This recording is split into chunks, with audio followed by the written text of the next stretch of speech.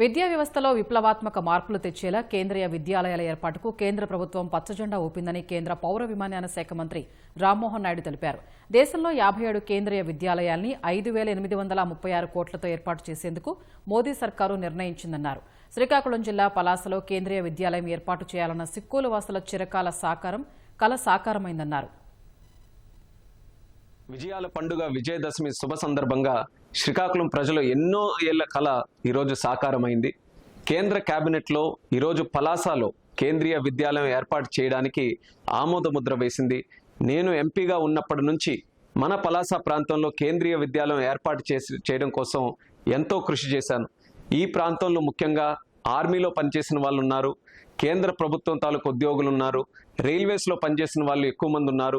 నేడు వాళ్ళందరికీ కూడా ఉపయోగపడేలా పలాసలో కేంద్రీయ విద్యాలయం ఏర్పాటు చేయడం అనేది నాకు ఎంతో ఆనందంగా ఉందని మీకు తెలియజేసుకుంటున్నాను.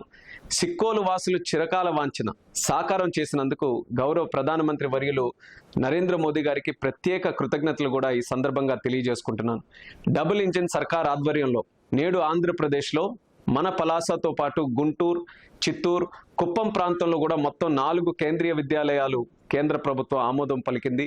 వ్యవస్థలో మనం చూసుకుంటే ఎన్నో మార్పులు తీసుకొని వచ్చి నాణ్యమైన విద్యను మరింత ఉన్నతంగా అందించాలని రాష్ట్ర ముఖ్యమంత్రి వర్యులు చంద్రబాబు నాయుడు గారు, అలాగే మన విద్యాశాఖ మంత్రి అన్న లోకేష్ అన్న గారు అహర్నిశలు కూడా శ్రమిస్తూ నేడు ఈ కేంద్రీయ విద్యాలయాలు ఆంధ్రప్రదేశ్లో ఏర్పాటు చేయడానికి చాలా కీలకమైనటువంటి పాత్ర పోషించారు.